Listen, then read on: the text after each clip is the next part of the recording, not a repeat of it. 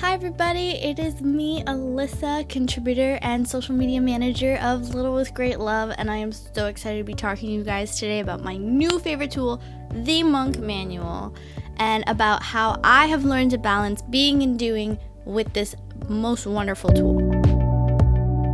If you know me, you know I love to keep things very organized. I love organization. I love planning. You can check out my blog on organization and planning. I created like little planner things in our shop. I love planning and organization. Why I started using the Monk Manual? Very simply, it was gifted to me by our founder, Lisa, and it was a tool that she wanted all of us as a team to use together. And I had no idea what it was. I just received it in the mail. I opened it and I was like, ooh, this is cute. It's like a little planner thing. But later find out it's more than just a planner. It's a tool to help you better yourself in many different ways. I went into this with complete optimism, no clue about what was gonna happen, how this was gonna work. But how I started using the Monk Manual was that we were gifted the ability to do the 30-day challenge videos thing that's on the website, and it was very, very helpful in getting myself familiarized with the Monk Manual, how it works, and how to use it best, and I loved it. We started doing this journey together as a team, and I decided that I wanted to form a group chat with everybody. I took it upon myself to hold myself more accountable to post the link to the video every day. So that held me accountable to post the video, and it made me watch it, and I was able to better use the tool. Every day he teaches you new ways to use the Monk Manual and ways to use it best. So at first, in the beginning of the 30 days, when I first started using the Monk Manual, I used it on the most surface level, very basic planner way. I just put my to-do list, I set my priorities, and I didn't really dive deeper into it. At first, it was very difficult to start meaningfully use this tool because it takes a lot of self-reflection and self-honesty that takes a lot out of you, because you have to write in your priorities. You only get 3 priorities every day, so you have to pick what are the top 3 things I need to do today and prioritize, because I know me and I am a very busy person and I end up trying to make everything a priority. But this tool really helps you reflect on what is a real priority in your life and how to reduce your anxiety throughout the day. Because the reason why I really got into planning is because I needed a tool, something to help me plan out my day and figure out what I need to do. But what this tool does is it mixes planning with being. Like, that's the whole thing. Balancing being and doing is being able to do the things you need to do, but while at the same time being present in the moment. And that was something that was completely foreign to me, because as you grow up and as you get more things to do, you feel like you need to do everything and you need to be on top of it. And there was never a time, I never felt like I could just be. And I was always looking towards the next thing. I was never able to really appreciate what I was doing until this tool really pushes you to find those priorities and set them and really stick to them. So this goes into why I feel like we should all start using the Monk Manual, especially those who have anxiety like me. If you've read my previous blogs or listened to my previous talks, I have been battling anxiety. I never knew I had anxiety until the beginning of this year. And this tool has been my lifesaver in reducing my anxiety, simply because I am a person who is always caught up in the doing, always looking forward to the next thing and never being. I feel like I was conditioned to always be thinking that way, always looking towards the future, always looking forward to what was next. I recently graduated, so the big question that's happening right now is, what are you going to be doing? Are you getting a job? What's next for you? And it feels weird to be able to say, I'm just going to take some time for myself. Past me would be freaking out about what I need to be doing. But because I have been practicing my being because of this tool for about 6 months now, using this monk manual, I am now able to tell people, no, I'm just going to take time for myself. And it's really helped me fight the feeling that I am being lazy, I'm not doing enough, because as long as I do my 3 priorities of the day, whatever it may be, I feel accomplished. So I keep talking about this thing and I have not even shown you how to use it.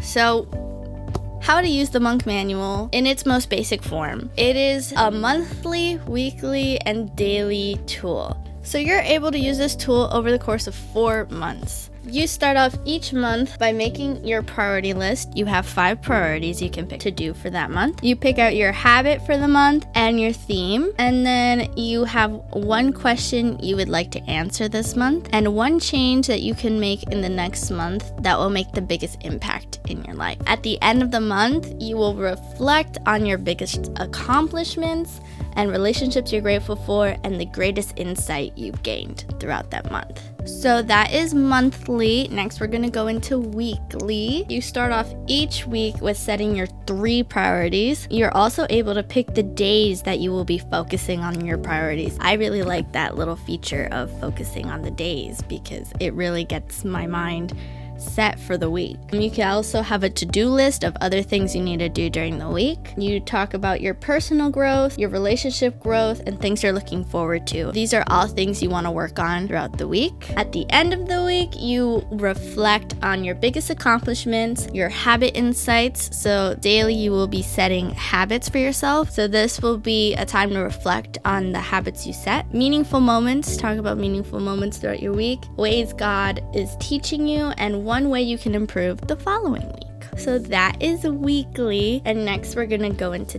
daily. This is my day today. So daily, you set your date and your habit as well as a theme, and then you set your 3 priorities for the day. This is one of the features I love, just having only 3 priorities. With the priorities, you don't have to make them something physically you need to do. Depends on how your life is. The priorities are whatever you feel like your priority should be for that day. And there are only 3. Okay? So don't try and add an extra box because that defeats the whole purpose. Believe me, I tried to add extra box, but that doesn't work. That's not the point here. The point is 3 priorities, okay? Okay, moving on. So everything else on the daily is you have a to-do list as well for like little things you need to do, things you're grateful for, something you're looking forward to. It can be something you're looking forward to in the day or in the week or in the future, just something you're looking forward to remind yourself of good things that are going to happen. Then you also put ways you can give on that day. At the end of the day, you reflect on the highlights of the day, when you were at your best, ways you felt unrest, and 1 way you can improve tomorrow. Oh, and I almost forgot my favorite part of the daily is the schedule. At first, I did not like this hourly schedule at all. I did not use it. I thought it was pointless. I did not like it. I didn't like how demanding it felt, but I fell in love with it after watching the video on how to best use this. It was challenging because he told us to write out what our schedule would be daily. Just put something in, things you'll be doing during certain hours, and then every so often throughout the day, go back and write next to what you planned out, what you actually did on that day. So if I put from 10 to 11, I'm gonna pray, but then in actuality, I spent that hour on TikTok because that happens sometimes. That's what I had to put. and it really made me self-reflect on what I actually do with my time and how long it actually takes me to do certain things. Whatever it is I need to do, it helped me to better plan out my time and know when I can give myself a break. This also helped me to really focus on what I needed to do in that moment, because I set that time from 1 to 2 to write a blog.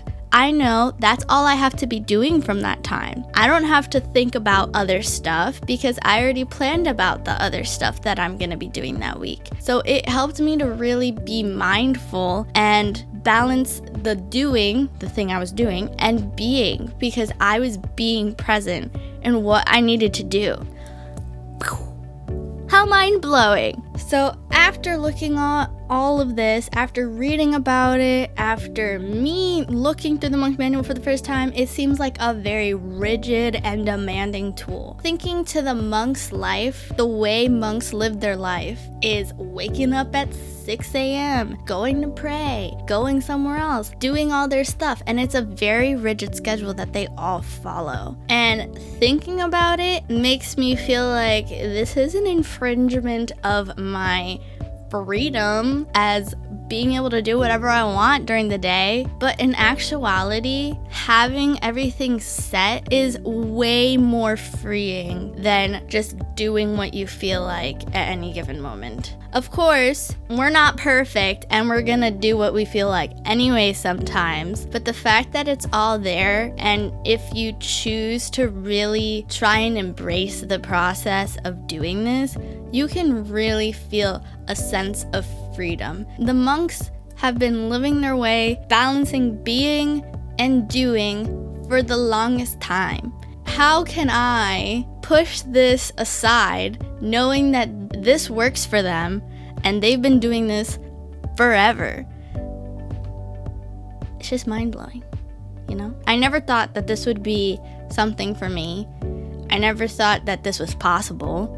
This system and this tool never occurred to me, oh, this makes sense. This is how I should live my life. This is how to live a meaningful life of being and doing, and how to have less anxiety. It is a wonderful, wonderful tool. I highly recommend it if you haven't realized that. I highly recommend this tool. So everyone does this tool differently, uses it differently. I've just shared what worked best for me, how it helped me, and I hope that you embrace the process if you decide to do this, and we can all learn from each other about the different ways this tool helps you. Maybe you will have a better way of learning how to use this tool that can help me better. So please share all of your ideas and the ways that you use this tool if you use this. If you're not sure about using this tool, look at the other resources on the website, because it's very helpful in understanding fully what this is about. I just scratched the surface, so please check it out. Do not toss this to the side if you have anxiety or want to be a better planner or anything. Check it out. It's very helpful. I was so happy to talk about this with everyone, and I cannot wait to hear about your comments and your journey throughout this. So thank you for listening to me, and I hope you have a blessed day, blessed week, and blessed month. Bye, everybody.